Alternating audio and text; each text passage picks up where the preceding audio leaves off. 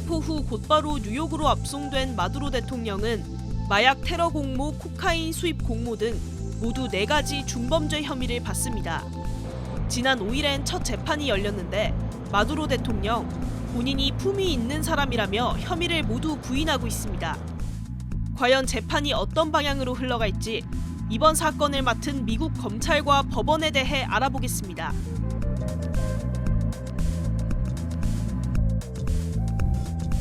마두로 대통령의 기소에 나선 건 월가의 저승사자라 불리는 뉴욕 남부 연방검찰입니다.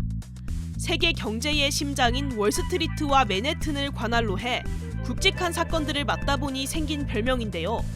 이 검찰, 1789년 조지 워싱턴 초대 대통령이 만든 미국 최초의 검찰 조직입니다.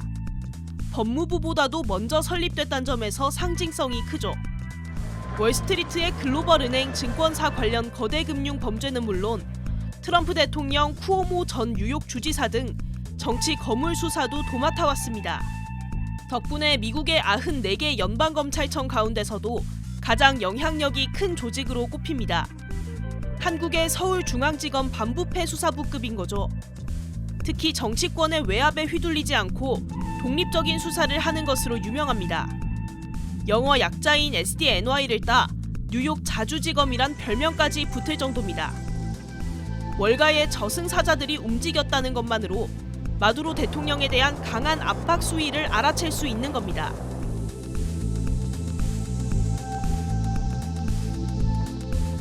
마두로의 유무죄를 가릴 곳은 뉴욕 남부 연방법원입니다.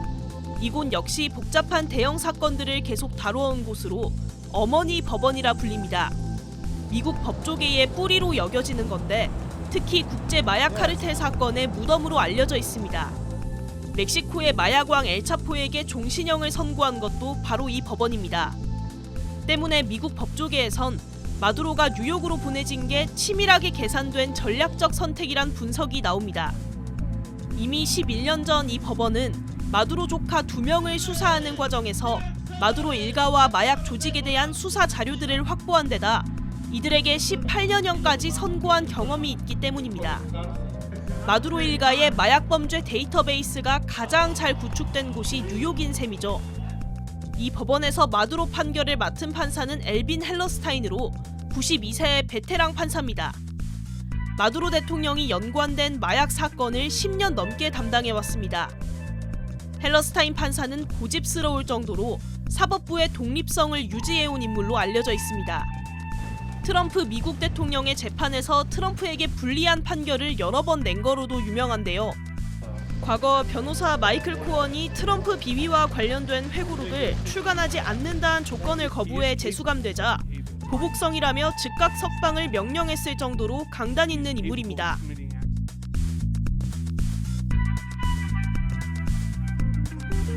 이런 검찰과 법원에 맞설 마두로 대통령의 변호인은 누구일까요? 변호사 베리 폴락입니다. 미국 안보 관련 기밀을 불법 유포한 혐의로 기소됐던 위키리크스 설립자 줄리언 어산지를 14년 법적 다툼 끝에 자유의 몸으로 만든 인물입니다. 당시 폴락 변호사는 미국 법무부와의 오랜 협상 끝에 어산지가 미국 본토가 아닌 서태평양의 북마리아나 제도 법원에서 유죄를 인정하는 조건으로 석방되도록 했습니다. 2001년 미국을 뒤흔든 앨론 사태 당시에도 사기 혐의로 기소된 전직 임원의 무죄 판결을 받으며 불가능할 것으로 보였던 승리를 끌어냈죠. 월스트리트 저널은 법조계 인사들이 그를 두고 무자비할 정도로 집요하다고 평가했다고 보도했습니다. 한 번 물면 놓지 않는 모습이 투견 핏불 테리어에 비유돼 핏불이란 별명까지 붙었습니다. 이런 핏불 변호사가 이번에 꺼내든 전략은 면책 특권인데요. 체포의 적법성을 논하면서 마두로 대통령이 국가 원수로서 면책 특권을 가진다는 논리로 정면 돌파를 시도하고 있습니다. 성역 없는 수사로 정평이 난 뉴욕 남부연방검찰이 법정에 세운 마두로 대통령. 유죄로 인정될 경우 최대 종신형까지 받을 수 있다는 전망이 나오는데요.